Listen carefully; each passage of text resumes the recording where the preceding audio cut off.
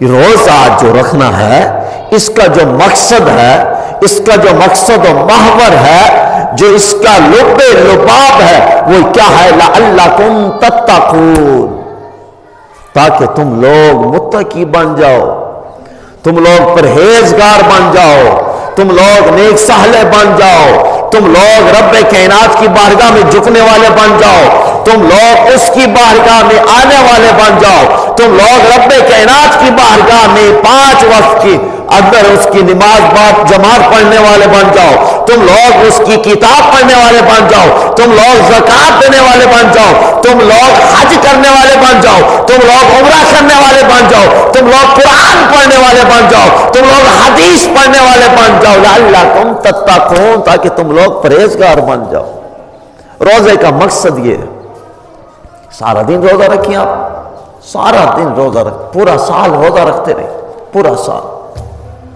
جب تک لعلکم تتقون میں آپ لوگ نہیں آئیں گے تب تک روزے کا مقصد نہیں پورا ہوگا، روزے کا فائدہ نہیں ہوگا۔ بلکہ یہ رمضان بعض ایک ایسا برتوں والا مہینہ ہے، اگر اس ماہ میں آپ ایک روزہ چھوڑ دیں جان بوجھ کر، بغیر شرعی عذر کے، بغیر شرعی عذر کے جان بوجھ کر ایک روزہ نہ رکھیں، مگر حدیث مبارکہ ابو داؤد کی حدیث ہے، ترمذی شریف کی حدیث ہے، کتاب الصیام اٹھائیں دیکھیں، حضور نبی اکرم صلی اللہ علیہ وسلم نے فرمایا ایک روزہ جان بوجھ کر چھوڑ دے بغیر شرعی عذر کے، پھر سارا سال روزہ رکھتا رہے، ساری زندگی روزہ رکھتا رہے، اس ایک روزے کے اجر و بدل ثواب کو نہیں پہنچ سکتا۔ یہ ایسا برکتوں والا مہینہ، رحمتوں والا مہینہ کہ اس کے ایک روزہ چھوڑ دیں پھر ساری زندگی روزہ رکھتے رہیں، اس کے اجر و ثواب کو نہیں پہنچ سکتا۔ یہاں فرمایا کہ روزے کا مقصد کیا ہے؟ روزے کا مقصد یہی ہے تاکہ تم لوگ متقی بن جاؤ۔ اب دیکھیے، قرآن پڑھو، قرآن کو رب کائنات نے فرمایا ذالک الکتاب لا ریب فیہ،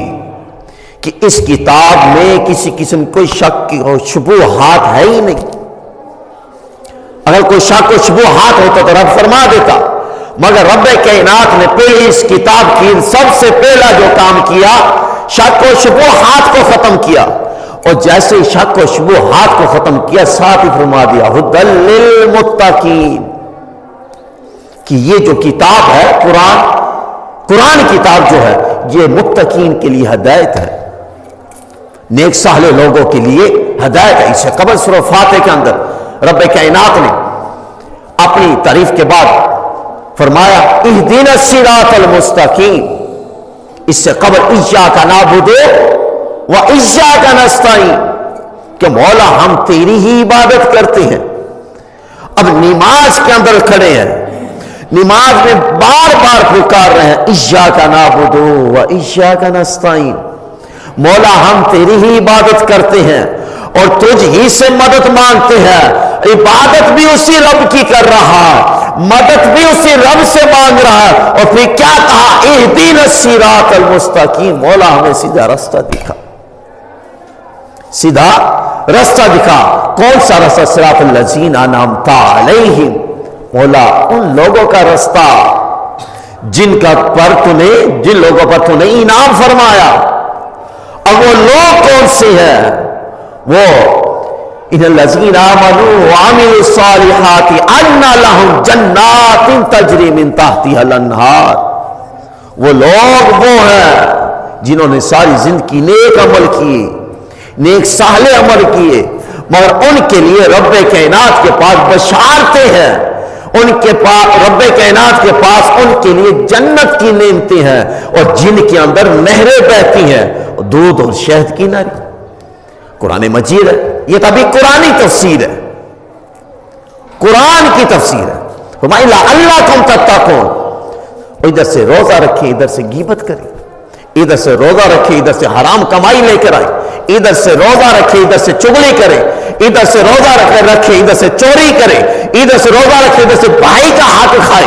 ادھر سے روزہ رکھے ادھر سے سود لے، ادھر سے روزہ کرے ادھر سے بدکاری کرے، ادھر سے روزہ رکھے اور ادھر سے زنا و بدکاری کرے، پھر کہتے ہیں لعلکم تتقون کا فیض ہی نہیں چڑھا۔ ارے فیض کیسے چڑھے؟ فیض تو تب چڑھے گا جب تو اس کی لپیٹ میں آئے گا، جب روزہ رکھے گا، روزہ رکھنے کے بعد جب عمل کرے گا، پھر لعلکم تتقون کا فیض چڑھے گا۔ جب لعلکم تتقون کی لپیٹ میں آنا ہو، پھر ان چیزوں سے گریز کرنا پڑے گا۔